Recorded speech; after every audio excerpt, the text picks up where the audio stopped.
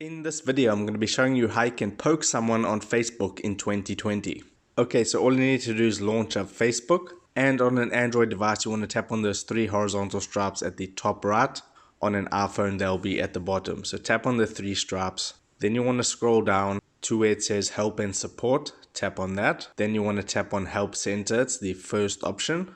And then in the search bar, you want to type poke, and it's going to bring you up some results. You want to tap on the poke page option. And then the first result is how do I poke someone on Facebook? Tap on that.